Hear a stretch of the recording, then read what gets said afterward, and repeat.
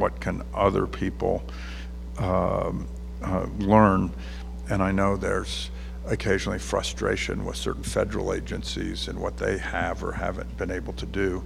So I think this is a chance to just drill right into it. And so on the panel, we have Laura Megill, the Aquatic Invasive Species Coordinator for the Nevada Department of Wildlife, Dennis Zabaglo, who is not retiring, who is the Aquatic Resources Program Manager from the Tahoe Regional Planning Agency.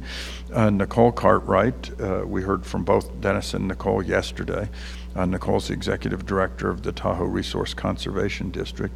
And Lisa Hakey, the Project Leader from the Lahontan complex of the U.S. Department of Fish and Wildlife Service. We'll go in the same format of presentations and then a little discussion and questions for you. So once again, be thinking of those questions, and we'll begin with Laura. Laura? Great. Thank you. Good morning, everybody. So first, I'm just going to give a really brief overview of the statewide Nevada Watercraft Inspection and Decontamination Program. Then I'm just going to provide a few numbers for some of you numbers people out there. And then I'm going to just give a few key highlights of coordination. And then I'm going to close with some quagga mussel photos, and then also photos of other AIS species of concern in Nevada. Great. So this slide shows our 2018 watercraft inspection and decontamination stations. As you can see, there's a total of 17 stations located throughout the state. Please note that number 12 is the Spooner Summit Station, and that is actually operated by Tahoe Regional Planning Agency. So NNDOW manages 16 other stations. With that, we have approximately 35 seasonal employees and 10 year-round staff. We have 2 locations that are year-round, and the first one is Alamo Station, and that is number 1. And then we also have Lake Mead, and we do have 4 stations at Lake Mead, and those locations are numbered 8 through 11 on the figure, down in the lower right-hand corner, or left-hand corner, depending where you're sitting. Great. So here's some numbers that I pulled from our file. So in 2016, we did approximately 17,000 inspections throughout the state. And approximately 10,376 of those were actually conducted at Lake Mead alone. We had 1,014 decontaminations that were performed, and 664 were conducted at Lake Mead. Oh, thank you. Oops, you're awesome. So in 2017, we did 26,381 inspections, and approximately 12,300 were performed at Lake Mead. We had a slight increase in decontaminations to 1,089, and 839 were performed at Lake Mead. Then I just put together a little bit of 2018 statewide data from January to June.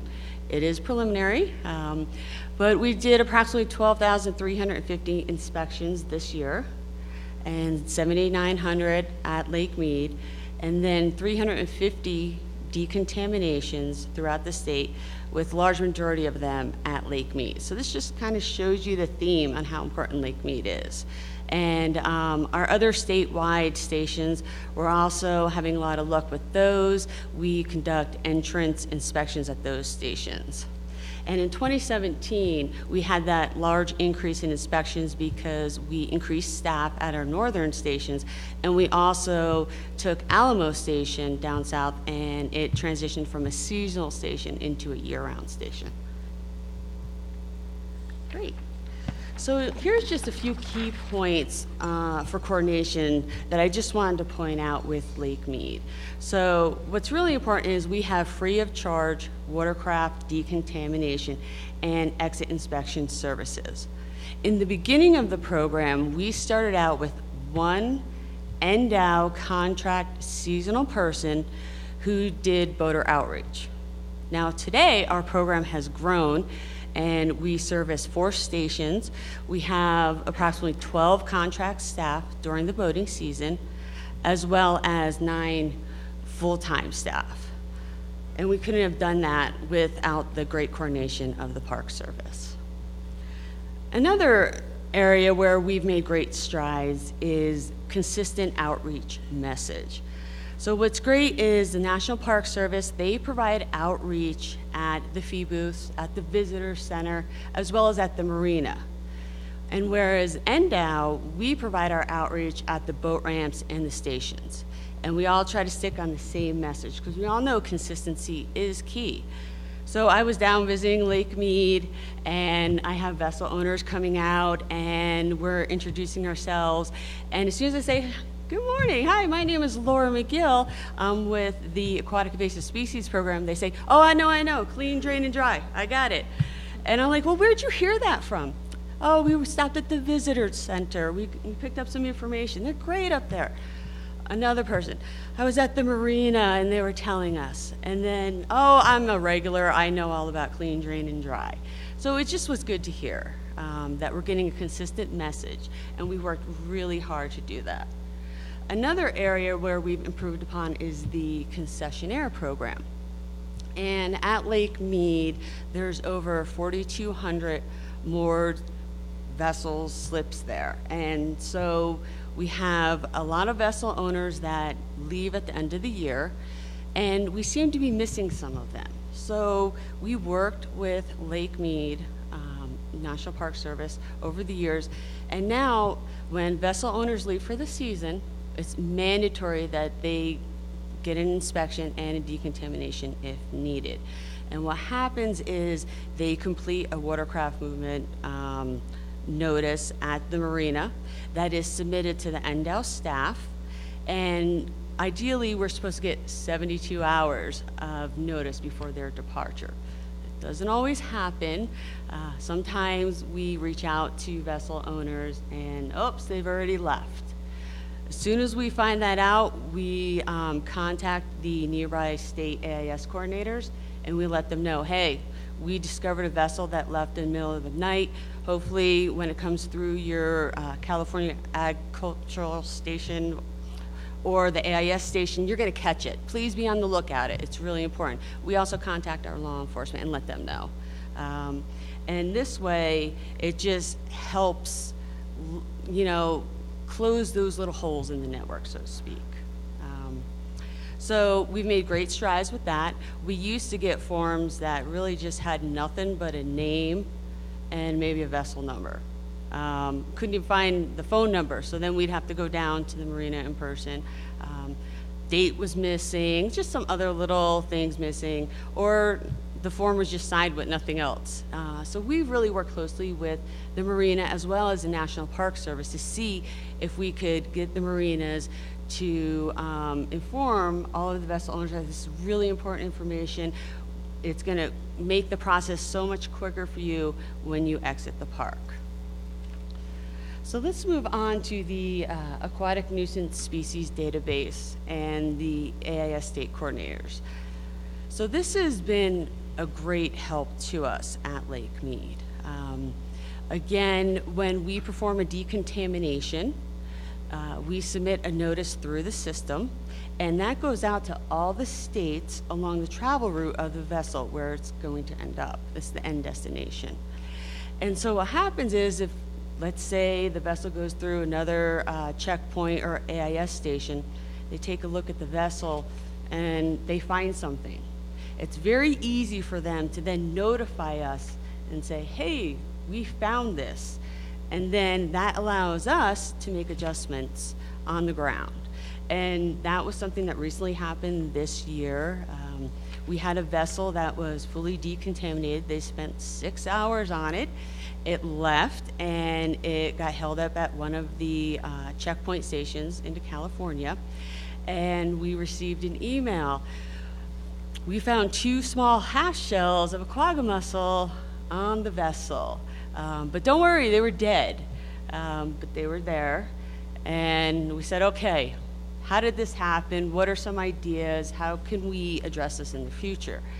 And so what we see is that there's a lot of these quagga mussels up inside the hull. They run through the system with the hot water, and we kill them, but they're still stuck inside the hull. And then during transit, we're thinking they come out through the through holes, and then they travel down along the vessel to the back. So staff at Lake Mead like to call them runners. And so I said, okay, how are we going to address these runners just to make sure that we're really getting in there and we're making sure that we're killing them? And so what they did is we adjusted the program, whereas instead of running the system for just 60 seconds, we've increased that time to 90 seconds of running the water through the vessel. And this is just a little extra measure to help ensure that we are killing that little runner, so to speak. So our take-home message is we have our hands full at Lake Mead, but we have no new introductions in the state of Nevada, and that's really important. We work very hard. And then we also have our continued goals, which I think everybody does have.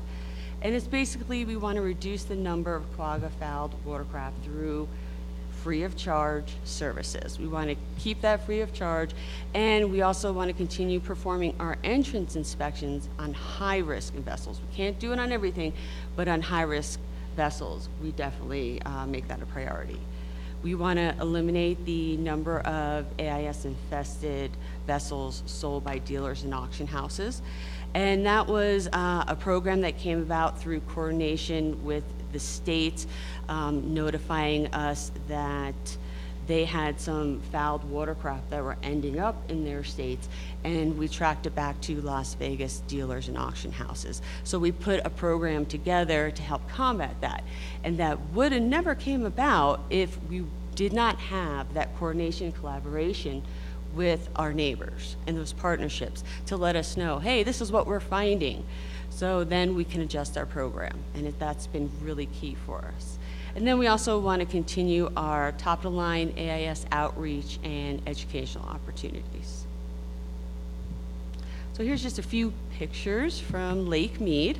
So you can see the quagga mussels on the vessel and what the team has to go through to get at those. So you can see there's thousands. And we're trying to have nothing leave Lake Mead. That is our goal. We work very hard at that. And then here's just some photos of other AIS species of concern in Nevada for you just to take a look at. And I should mention that there's a shoe up here that's covered with quagga mussels. It wasn't something that was found. It was, yes, I did, Dennis. It was placed, and basically it's just showing just the colonization of the quagga mussels on the shoe.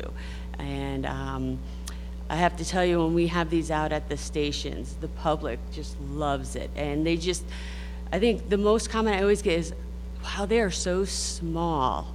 And they just can't believe how small they are and how much they cover in such a short time. And that's it. Thank you so much. I appreciate it. Thank you. Dennis? Thank you, Secretary. Nicole and I come as a package deal, so if you're interested, we do weddings, bar mitzvahs, retirement parties, so you can see either one of us afterwards. We're available. Oh. So, you know, That just got the attention of everybody on the live stream. There. Oh, good. I hope there's I hope there's an appropriate email address for people to respond. Absolutely. You know, as Laura mentioned, the infestation in Lake Mead was really, unfortunately, the call to action for many of us in the West when they were discovered in 2007. You know, I can remember our wildlife biologist at the time talking to me in our break room in our office. He's like, Dennis, what are you going to do about quagga mussels? I oversaw our watercraft team that goes around the lake doing education and things like that. And he's like, what are you going to do about quagga mussels? I'm like, oh, never heard of them. I'm not going to do anything about them.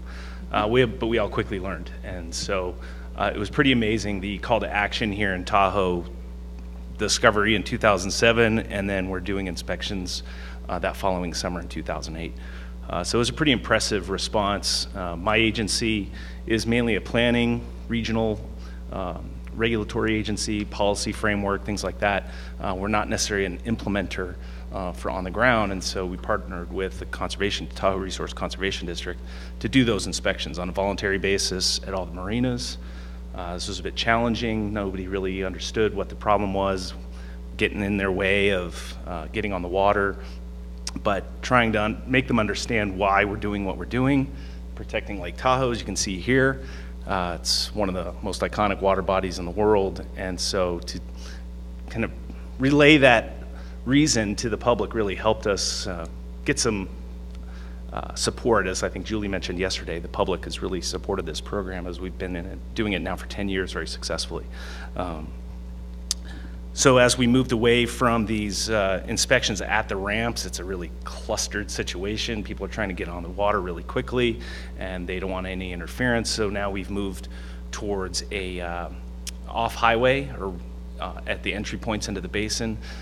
So it's alleviate a lot of that stress at the ramp, and so that's been a really successful model for us. But one of the reasons we do this is boats come from everywhere. We've literally had a boat from every single state in the country come to Lake Tahoe. So boaters boat. They drive long distances, and with Lake Mead only 8 hours away, it was really, we really had to do something about it. As you see here, we've even had a boat from Hawaii, Alaska, Florida, like I said, from every single state. So it's important to kind of get that message. Clean, drain, and dry, as Laura mentioned, it's a mantra we all kind of talk about a lot in the West, but it's helpful. It gives the boater something to do. How can they do something on their own before they get here that helps all of us in the long run? So it's a good message, but it's also an action-driven message. And with all that, throughout the West, it's a problem. Water is very scarce in the West, lots of infrastructure. It's an important, not only for ecological reasons, but also from an infrastructure standpoint. Costs billions of dollars annually from a maintenance standpoint. And when we're all doing these things, we're all kind of doing them in the West a little bit differently, calling things a little bit different names, terminologies. And when we heard that there was another false positive that was reported in Nevada somewhere, and we all freaked out, and now we have to decontaminate every single boat in Nevada. We didn't know what terminology was, and I think in 2008 or 9, the United States Senate asked the Western Regional Panel, which we're all members of, a lot of us here in the room, to come up with a Quagga Zebra action plan.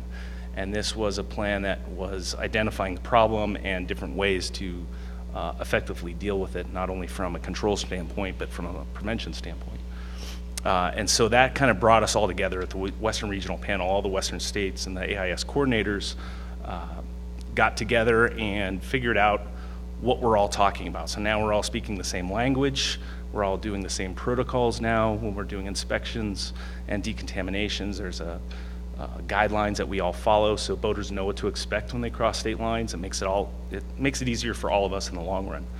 So that's been a really important aspect at the Western Regional Panel. And now, because of all that consistency and determination, as I mentioned yesterday, the boat industry is engaged, and they're trying to help us as well.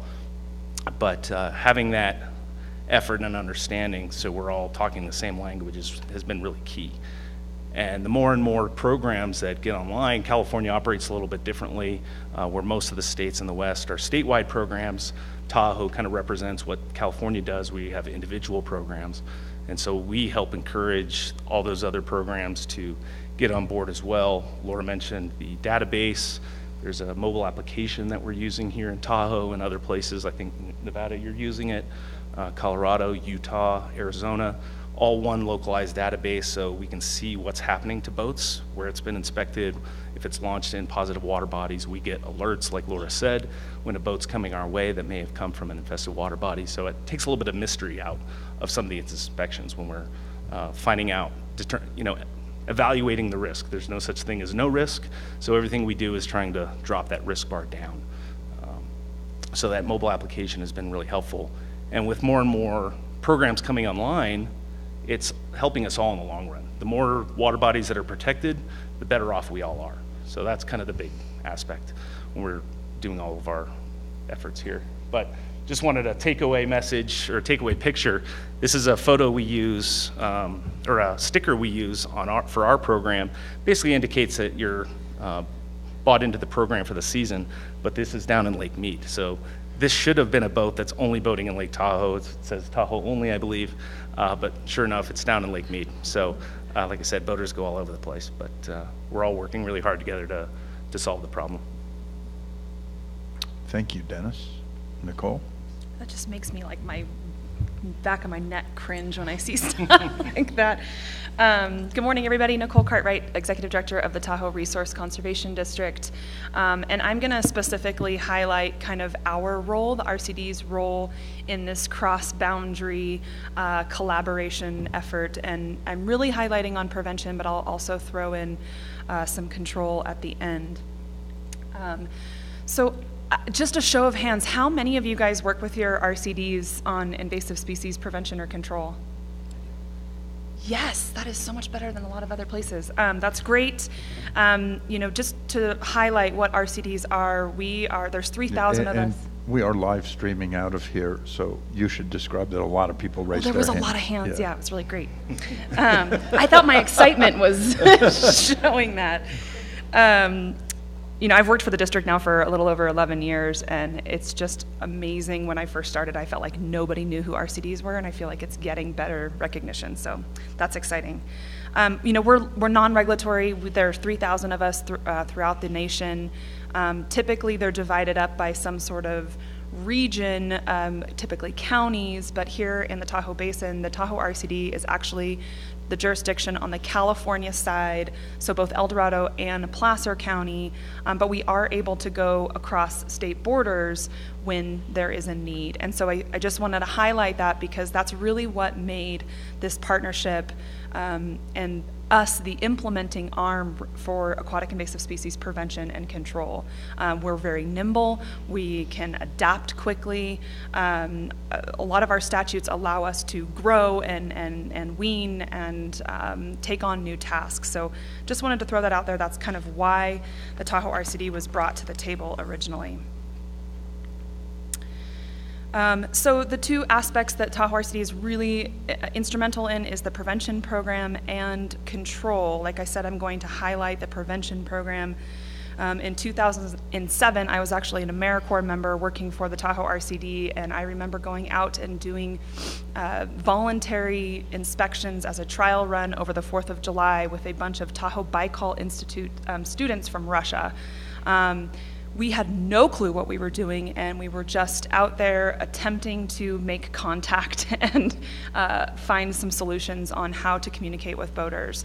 And so fast forward, almost 10 and 11 years later, we have the nationally recognized prevention program, which was just pretty spectacular.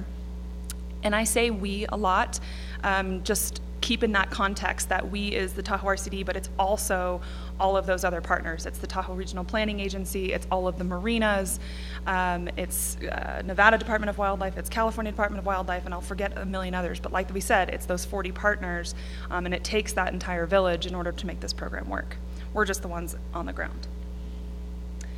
So another aspect that I wanted to add in here is that in recent years, so the Tahoe program started in 2008 officially with our mandatory inspections from the Tahoe Regional Planning Agency, but in recent years we've also partnered with the town of Truckee to try to provide regional inspections for Donner Lake. So that's still within the Truckee-Tahoe watershed, it's just over the hill, and so working with a surrounding water body to try to leverage resources, that's what we were just talking about in that last presentation. So we're utilizing a lot of the same protocols, the same staff, the same stations to hit more and more water bodies. And in the Tahoe Basin, I should also say, we have Tahoe, which is giant and beautiful and large and blue, but we also have Fallen Leaf Lake, Echo Lake, Spooner Lake, I might be forgetting one. Cascade Lake, yeah. So there's other water bodies that we are focusing on, and there are some specific protocols that differ in between each of those water bodies. So how our program works is very similar to how a lot of inspection programs work across the West and even the East these days. Every boat must be inspected prior to entry into Lake Tahoe. And so what we have is, I'll actually fast forward just 1 second, is 4 regional watercraft inspection stations that are capturing boats before they get to the launch ramp. So going back, our inspection stations are set up in a manner that they can handle high capacities, especially on the weekends. But the inspection includes a total visual inspection of the entire vessel from top to bottom, front to back. We're looking for any standing water. We're looking for a physical attachment as well, in holes, in bilge compartments, and any raw water siphoning system. So really making sure that that message of clean, drain, and dry, which has been hammered home so well over the last decade. Once the boat has been cleared and or decontaminated, it gets a seal, and you can see in that bottom corner that there are 3 different seals that we work with currently, the Tahoe, the Fallen Leaf Lake, and the Echo. And these seals go around the bow of the boat, and it attaches the boat to the trailer. So that's kind of its chain, if you will, or its security tag to say that it either just came from that water body or it has been cleared at an inspection station. So we keep talking about this idea of 10 years, and I just want to highlight that giant 0 in the middle. We do have a couple of species in Lake Tahoe. We have a couple of plants, we have some warm water fish species, clams, but we have no new species since this program started, and that is our #1 indicator that this program has worked.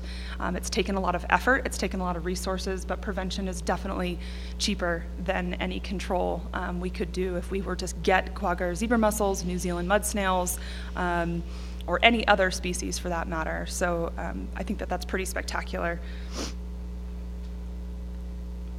Oh, I also wanted to say that with the coordination from Nevada and boats leaving from Lake Mead, we do get notifications, and so we'll send out alerts to our staff on the ground if we know a boat is coming with mussels on it or potentially with mussels on it. And so that cross-border communication has been very, very helpful.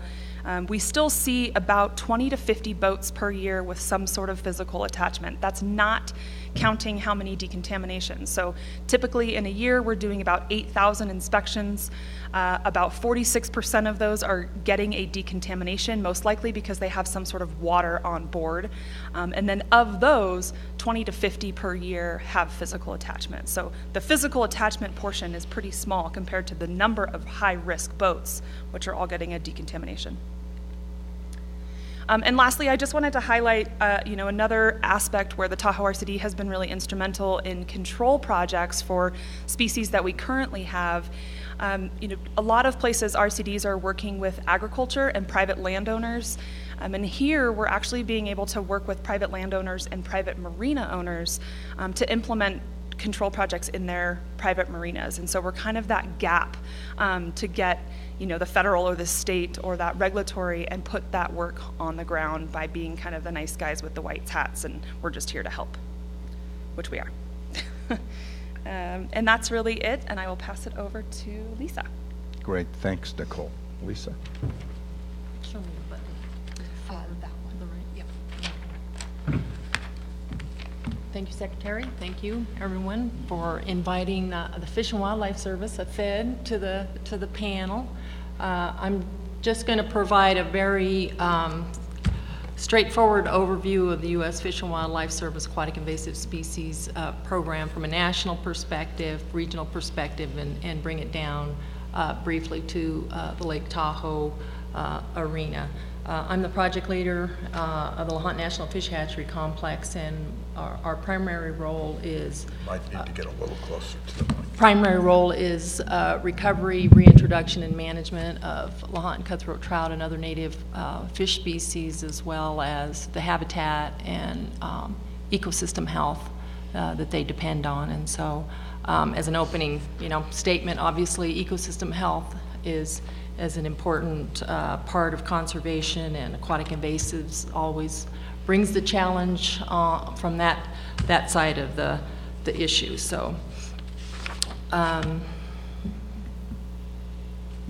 So U.S. Fish and Wildlife Service really began to focus on aquatic invasives through the Non-Indigenous Aquatic Nuisance Prevention and Control Act of 1990, and it established the Aquatic Nuisance Species Task Force to coordinate nationwide aquatic nuisance species, aquatic invasive species activities. And this is led by the fishery program within the Fish and Wildlife Service. Fish and Wildlife Service has 3 programs generally: refuges, ecological services, which is the regulatory branch, and fish and aquatic conservation, which manages fish populations and ecosystems. But the AIS program nationally, they help provide funding and a central point from a national perspective, also out across the regions defined by the Fish and Wildlife Service. And so they provide funding and also coordinators at the regional level to assist with development of state and regional plans, implementation of regional and local hazard analysis and critical control points. So we are required, all stations, all fishery offices are required annually to update our station risks for having or distributing aquatic invasive species at hatcheries, at fishery offices where we have boats and equipment and gear. And so our stations are very focused on not spreading any of these issues, invasive species, out in waters that we work on. Obviously, it funds AIS research, outreach, and education, pretty big outreach program by region. Our actual AIS coordinator in Region 8, which is California, Nevada, is housed in Lodi. Our office has a unique role now because of the Lake Tahoe Restoration Act, which I'll get into in a minute. And then collaborative projects such as the 100th Meridian Initiative. So basically a good source for funding state and local efforts to combat AIS species. So the Fish and Wildlife Service has been a funding partner in the Lake Tahoe Environmental Improvement Program from its inception in '97 at the Lake Tahoe Presidential Forum. And over $10 million has historically been provided to fund Tahoe AIS projects, including development of Lake Tahoe Region AIS Management Plan, development of prevention and early detection, removal of the Asian clams, as was discussed, removal and monitoring of invasive aquatic plants in Lakeside Marina and Emerald Bay, and the lake-wide aquatic invasive species control. And the Fish and Wildlife Service really has been a funding and just a support entity for the great work that you've heard Nicole and Dennis describe. And the original funding from the Presidential Forum came from the land sales of Southern Nevada lands. And that funding came through the Fish and Wildlife Service that helped support a number of environmental improvement programs. One of the significant ones was AIS, and that was contributing to other funding sources, obviously, and the service had a person that sat on the technical team. And so it's been a support role, funding stream effort on behalf of the Fish and Wildlife Service. These are the folks that are really planning and getting the work done and protecting Lake Tahoe. And I just wanted to go hit on a couple of things.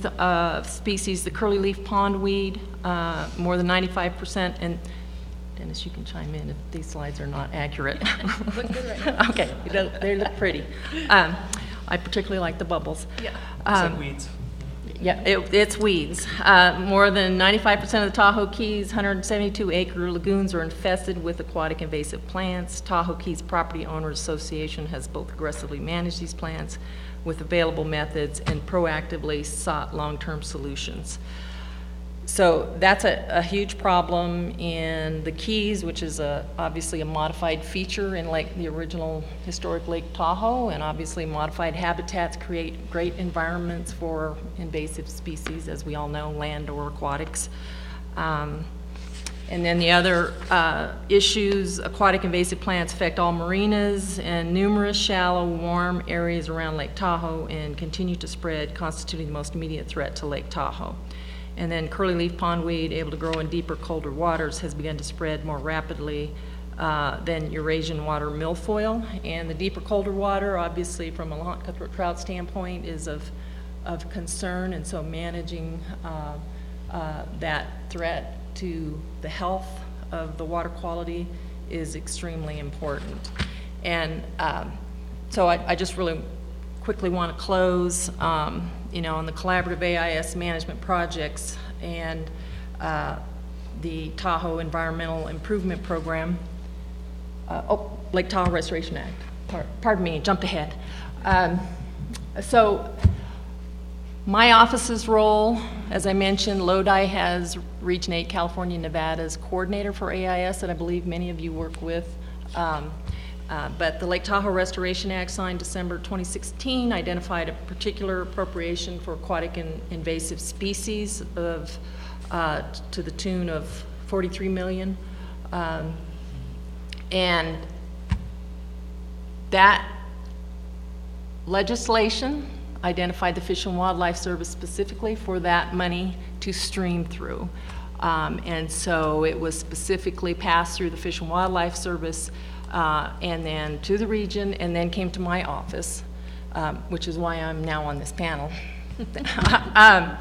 But we hope to re-engage in the AIS technical team with a person that won't be me, that has the technical background to be a contributing member of the team, as we did with the early phases of management of invasive species. So it really is an opportunity, the funding stream, and if we can keep this going annually through this Lake Tahoe Restoration Act for aquatic invasive species and lahont and cutthroat trout, it will really invest some significant amount of resources to the folks that are on the ground trying to address particularly invasive plants and weeds.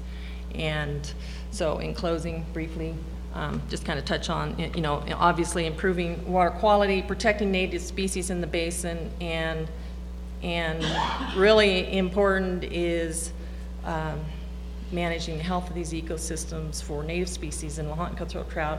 I put that opening slide with the big cutthroat trout. Mm-hmm. It's native to Lake Tahoe and Pyramid Lake. It's very large, and it's an iconic opportunity, not just for conservation within this community, but really for recreation and economic growth. So thank you very much for the opportunity. Thank you, Lisa. Appreciate your presentation. I'm going to ask a couple of questions just for discussion here, and then go to questions in the audience. Many of you have described in your panel presentations how in many ways keeping Lake Tahoe free from new aquatic invasive species has been a success. What can others learn from that? And I know you've talked about it a little already, but what can others learn from that? I'll start us off.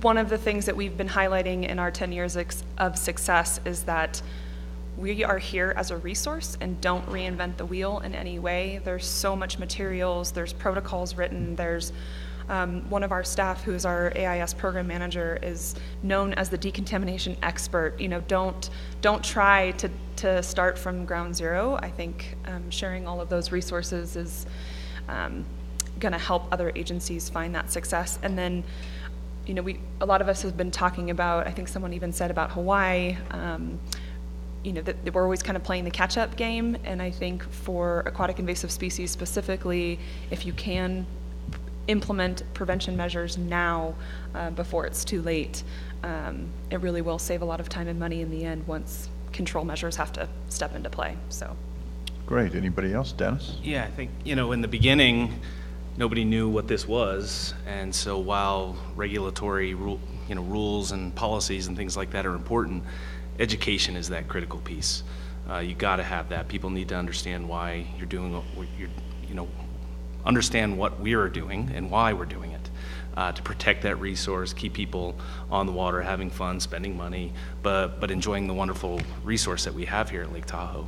And so that education piece was really critical, and we have great people that really understand that and we're able to communicate that in an effective way. Julie mentioned yesterday we're all in this boat together. Then we started with get on the water faster, clean, drain, and dry, and now 3 steps closer to fun, again, clean, drain, and dry. And so when people are recognizing that, they can take action, and then they understand why we're doing what they're doing, and then they appreciate it. Laura, you want to add something? Yes, I just wanted to add that communication is so key at all levels. I'm new to the Nevada Department of Wildlife, so I'm finding my way, and I have to say that all of the AIS coordinators throughout the states are so helpful.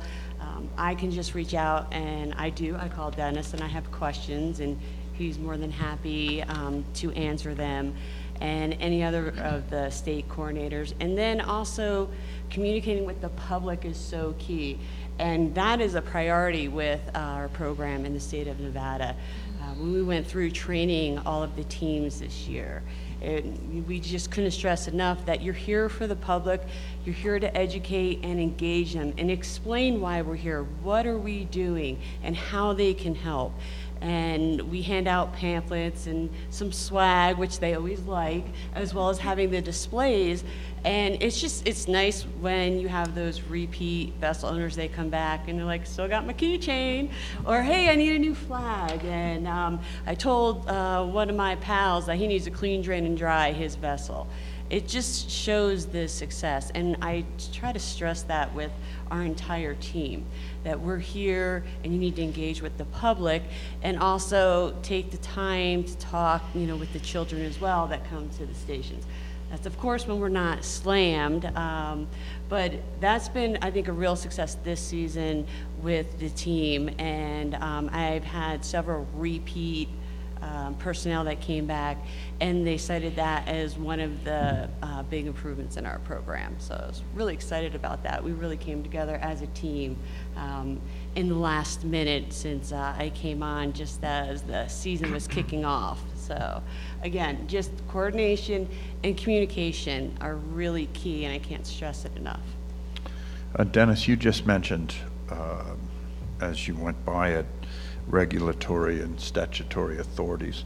Are there any that you think need to have changes or alterations in order to address the risk? Here at Tahoe, or just? Well, globally, but your experiences in Tahoe.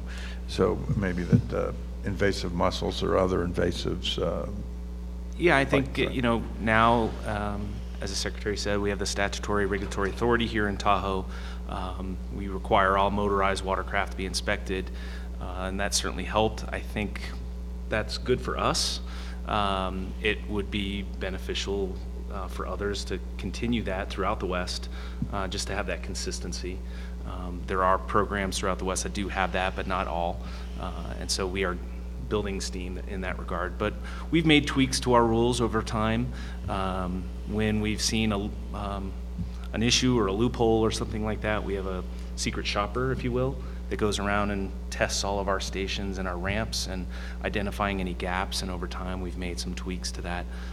You have to be closed if we don't have, if staff aren't present at the marinas before they're launched, to make sure that an inspected boat is launching.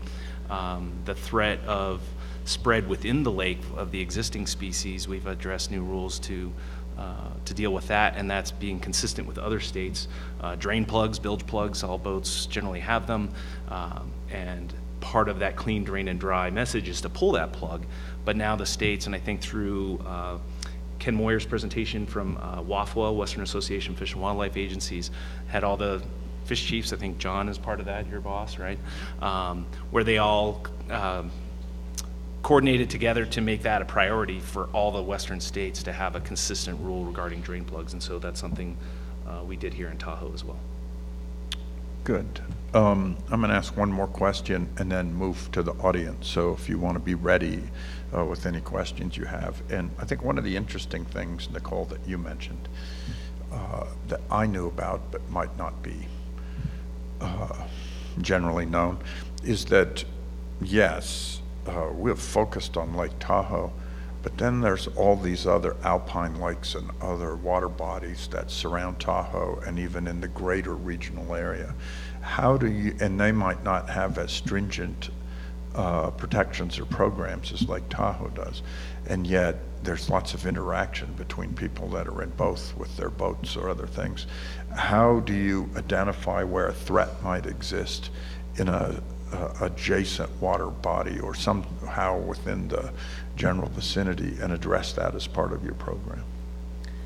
Well, I think through our protocols, we've addressed it in the sense, we do have a lot of water bodies, and like Dennis said, we get boats from everywhere, and I can't tell you how many times I've done inspections myself, and every single boater says they've been to Folsom Lake, which is great, but who's monitoring Folsom Lake, and when am I going to find out when they have quagga mussels? Because they don't have inspections right now. And so through our protocols, we've been able to eliminate that risk by saying that if we find water, it's high risk. We don't care where you're coming from.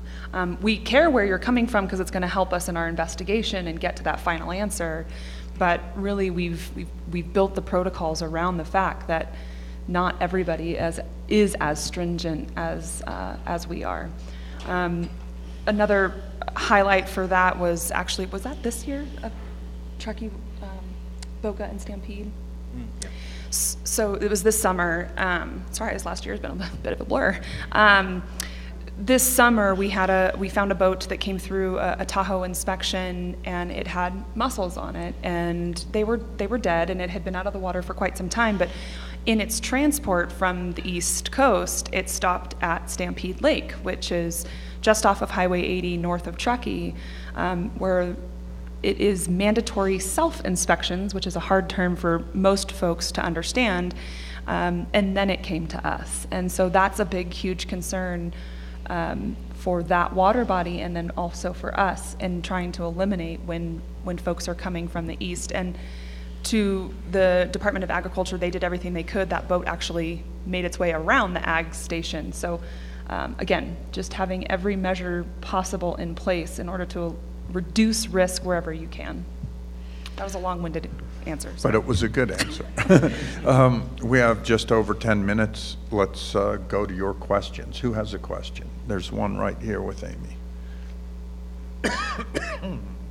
Great job, you guys. Something that I didn't hear get mentioned, if you guys could speak to, that we talk a lot about is the fee structure and how you manage charging just enough where people are willing to do it, but not so much that people are going to start to skirt the system. Sure. Yeah, so here in Tahoe, we're not free like the state of Nevada. We have a mandatory inspection fee that covers the cost of service. It's roughly $75, but it's one-time fee for the year, and those fees match the program. That's about it pays for about 50% of the program. The rest of the 50% comes from the two states. It had come from the U.S. Fish and Wildlife Service in the past, through the SNPLMA funds. I think you've probably heard a few times today. But now the two states, we've demonstrated the value of the program, so the two states recognize that and supported the rest of that. So we've made adjustments over time. We have a pretty good tracking system for the fees and how many inspections we do, and so we've been able to make it fair, we think. It models the environmental improvement program that you've also heard about, which has a public component, a private component, so we try to mimic that. So it's about a 50-50 split. There's one other point I wanted to make about that. But so about 6 years ago, when the fees were first being implemented, you paid one fee, and that included a decontamination. So there was no incentive for anyone to do their due diligence by arriving clean, drain, and dry, because they were going to get the decontamination with no extra fee by doing nothing. And so we wanted to encourage and reward those that came clean, drain, and dry, and did the right thing. And so now we charge separately for that decontamination. So if you arrive clean, drain, and dry, you get on the water faster as part of our messaging in the past. But if you do need that decontamination, it's an extra fee. Great. Other questions? There's one over here.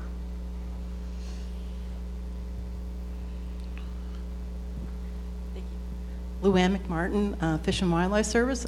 It's more of a comment. You mentioned about what other programs. So Tahoe is teaching people right in this area about invasive species.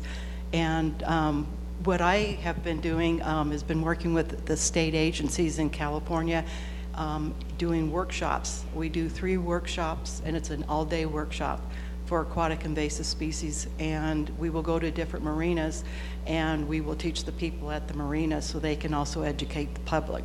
The public, by the way, is also invited to come, and the components of the workshop are giving a presentation about what invasives are, why they're a problem, and then we have a hands-on ID that the people learn about some basic quagga and zebra mussels, just to give them an idea of the invasive species, or the other invasive species. And then we have a boat inspection, a mock boat inspection. So this just gives them a taste of what an inspection looks like, and we give them information about the all-day train or the 2-day training down Lake Mead. So if they wanted to give their people training. So that's trying to address what we do outside of Tahoe. So that's one of the, it's small, but it's we do it 3 times a year, and I'm getting ready for the 2019 workshops. So if you know of a marina that hasn't had a workshop, you can ask me for my card, and because we always look for marinas that we haven't been to. So just a comment and give us a little plug on our workshops. Thank you. Even though that was a comment, does anybody have a comment on the comment? Sure. Yeah, thank you, Luann. And that's, part of that, all that training. The Pacific States Marine Fisheries Commission is one of our great partners in the Western Regional Panel.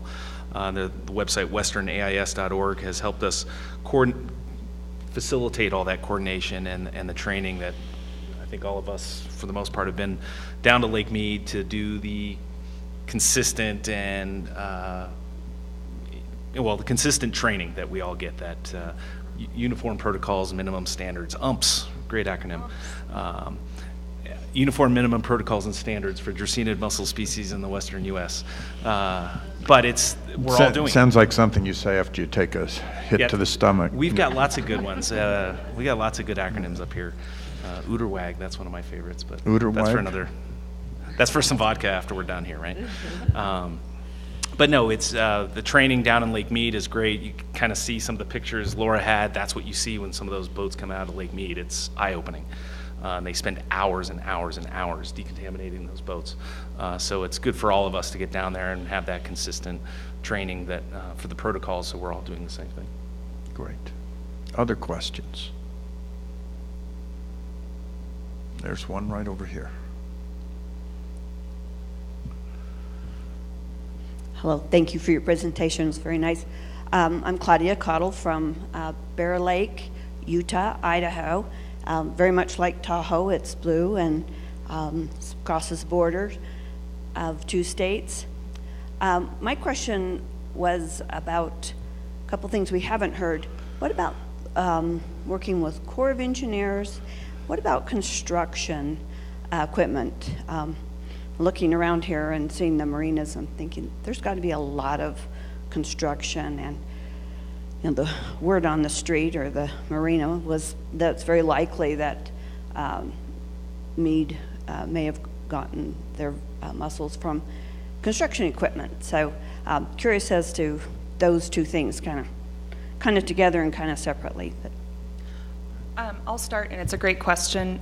Jesse actually slightly hit on it when he was talking about how, I don't know where he left, when he was talking about that regional permits are now requiring for them to do inspections of their marina. They're also requiring in the permitting application, requiring either in-basin transfer inspections and kind of doing BMPs. So say a contractor has a barge that's up on the North Shore that's in a weed-free zone. If they're moving into a weed zone like the Tahoe Keys to build a pier, that when they leave, that they're doing kind of an inspection of their gear, of their equipment, making sure to leave all of the bads in that space. So that's part of it. Also, when construction equipment comes in from out of the area, the whoever is implementing that project, whether it be a marina or a private homeowner, when that marina or when that equipment is being dropped into the water, it does require an inspection. And that's again through the permitting process. Most of those, because they're large cranes or backhoe type stuff, will come on site and do specific inspections prior to them entering. But it's a great point. Yeah, a lot of that is facilitated. We have a coordination team that looks at permits for lakeside development, lakeshore development, and that those projects and applications are all vetted through multiple agencies here. And whenever there's something like that with equipment that needs to come in, they alert us on the AIS side to make sure we know about it, and Nicole's staff can go out and do an inspection. And in regards to the Army Corps, they've been a great partner. They helped provide some of the money to start the program 10 years ago, and then we've just reengaged in a new agreement that's provided another $1 million to the program for both control, prevention, science, monitoring, the whole gamut. So Army Corps is a critical partner. Yes, this is our last question right here. Good morning. My name is Brad Sherwood from Sonoma County Water Agency, located 45 miles north of San Francisco. We co-manage 2 reservoirs with the Army Corps of Engineers, Lake Sonoma and Lake Mendocino. We did have a little mussel scare of our own. We do deploy mussel sniffing dogs at our reservoirs, and one of our dogs did accurately detect quagga mussels on a boat, prevented the boat from entering, and all of our state agency partners did a wonderful job in responding, so thank you. First, I want to say, Mr. Secretary, there's a very important bill on the governor's desk right now we're hoping he signs that would allow local entities to apply for the state mussel prevention grant program. Entities such as ourselves, we are the federal co-sponsor of our facility. However, the Army Corps of Engineers is technically the owner of the lake. Senator McGuire introduced the bill. It's on the governor's desk. It would allow us to gain access to those grant dollars so we could help implement prevention funding measures. Really key, critical bill. I'm really familiar with your lake. I visited it when it was at 24% in the drought, and the Army Corps of Engineers was going to do a release for flood control. Yeah. And threw my body in front of that train. So I guess the question is, with all the recent fires, and I apologize if you covered this yesterday, but is CAL FIRE also using that same type of permitting requirement when they're taking water out of lakes, using equipment at various lakes for water pickups? So we're really concerned about that, obviously, with all the fires going on in California. Is that a question of me? A question of anybody in the room who knows what CAL FIRE is doing to make sure their water equipment is being decontaminated as they go from lake to lake. Well, since I have CAL FIRE, let me say 2 things. First, I'll check on that to ascertain for sure. But when you're in an emergency and there are no other sources, they usually just deal with that way, and they're dropping it on a fire. So it's not usually going into a waterway in any way afterwards. But I will check and determine if there's an issue there. Does anybody else have a comment they'd like to make on that question? Yeah, absolutely. CAL FIRE, I believe, follows the U.S. Forest Service protocols for decontamination of fire suppressing equipment. And it's a pretty robust plan. We've had 2 super scoopers up here at Lake Tahoe. The Lake Tahoe Basin Management Unit was able to acquire those resources for our small airport up here, and their protocols are robust. They carry hot seas with them.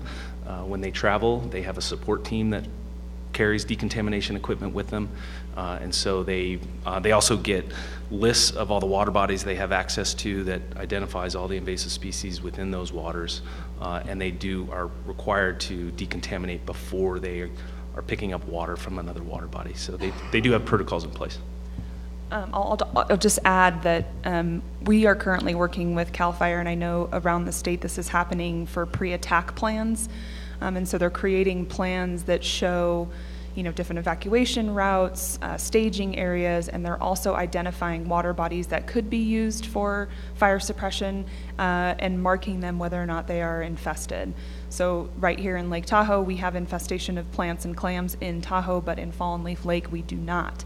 And when we had Angora fire in 2007, that was a huge concern because they were using helicopters to take water out of Tahoe, dump it on Angora fire, and then same in Fallen Leaf Lake. So there are some measures through CAL FIRE and some of their massive amounts of funding that they're creating these pre-attack plans all across the state. Great. Well, we have run out of time, so please thank Laura, Dennis, Nicole, and Lisa for a great panel.